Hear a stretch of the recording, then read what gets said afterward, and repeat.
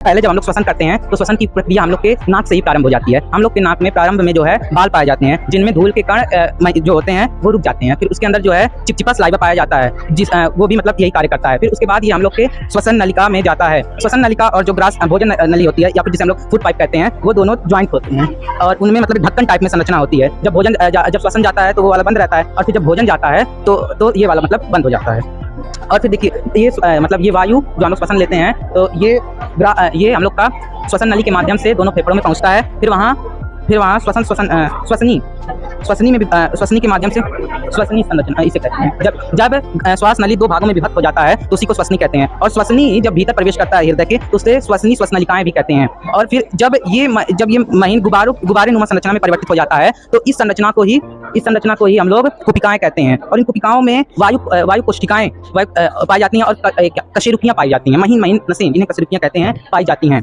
और ये हम ऑक्सीजन को हमारे रक्त में मिला देते हैं, जिससे हमारे रक्त में हीमोग्लोबिन का निर्माण होता है। फिर हमारे शरीर में ऑक्सीजन युक्त रक्त कोशिकाओं में पहुंचता है, जहां पर ग्लूकोज को तोड़ा जाता है। परिणाम स्वरूप हमें ऊर्जा प्राप्त होती है और कार्बन डाइऑक्साइड मुक्त होता है। फिर पुनः इसी प्रक्रिया के द्वारा हम लोग का जो कार्बन डाइऑक्साइड है वो बाहर निकल आता है। नाक से श्वसन लेते हैं, उसके बाद हमारे नाक में छोटे छोटे बाल होते हैं जो कण होते हैं, वह उसी में छन जाते हैं। और हमारे नाक से मतलब दो नलियां होती हैं, एक भोजन नली होती है, एक श्वसन नली होती है। तो जब हम वायु को ग्रहण करते हैं तो श्वसन नली से ही मतलब फेफड़ों में वायु जाता है, और जब भोजन ग्रहण करते हैं तो श्वसन नली बंद हो जाता है तो भोजन के द्वारा फेफड़ों में जाता है। और उसके बाद जो ये श्वास नली होती हैं, इन्हीं से ही मतलब ऑक्सीजन को ग्रहण करते हैं और कार्बन डाइऑक्साइड को निकालते हैं। और जो ये जो दायां आलिंद होता है वह बायां आलिंद से छोटा होता है और बड़ा होता है। पृथ्वी के अंदर 3 परतें पाए जाते हैं, क्रस्ट, मेंटल और कोर। पहले वाले में पेड़ पौधे की जड़ें पाए जाते हैं और दूसरे में खनिज पदार्थ पाए जाते हैं और तीसरे में उसका तापमान बहुत मतलब गर्म रहता है। तो जो मतलब मेंटल में खनिज पदार्थ पाए जाते हैं वो अधिक तापमान के कारण पिघलने लगते हैं। और जब आपस में परतें टकराते हैं तो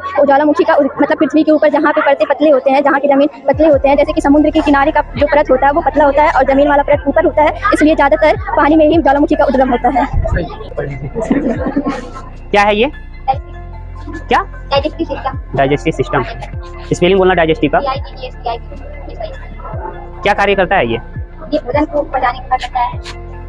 हाँ चलो बताओ। यहाँ लार में एंजाइम होता है, ये भोजन को मुंह से पेट में टमाटर को जाता है। यहाँ एसियलम होता है जो कि भोजन को छोटे छोटे टुकड़ों में करता है, टूटता है।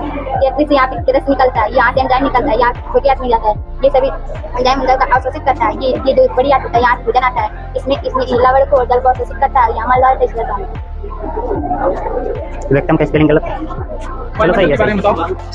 क्या है ये पहले बताओ, कैसे होगा, मतलब किस तरह से पाचन होता है, पूरा डिटेल में बताया।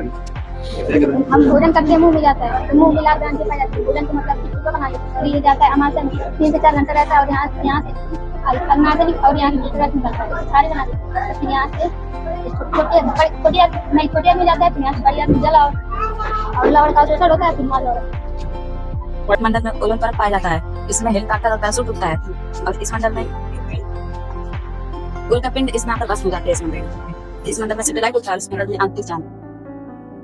ये वायुमंडल से पाते हैं जो मंडल में मौसम संबंधी सभी घटनाएं होती है। इसमें पैराशूट हेलिकॉप्टर होता है और संतान मंडल में एरोप्लेन, जेट विमान आदि आ जाते हैं। और है मध्य मंडल में उल्का पिंड आकर बस हो जाते हैं। ये है उत्तम मंडल, इसमें सैटेलाइट आदि आते हैं। पृथ्वी से ऊंचाई सौरमंडल कितनी है? सौरमंडल से 0 से 18 किलोमीटर 18 किलोमीटर। हर जगह और ध्रुवों पर कुछ कम पाया जाता है, जैसे 8 किलोमीटर पाया जाता है। क्वेश्चन ये है कि पृथ्वी का ज्वालामुखी का उद्गार क्यों है? पृथ्वी के अंदर प्लेटें टकराती हैं, जिससे टकराने के बाद जो अंदर के पदार्थ होते हैं ज्वालामुखी के मुख के रास्ते बाहर निकलते हैं। क्या क्या निकलता है इसमें से? ज्वालामुखी का जब उद्गार होता है क्या निकलता है इसमें? इसमें मैग्मा निकलता है जो बाहर निकल के ठंडा हो जाता है, और जब ठंडा होता है तो काली मिट्टी काली मिट्टी का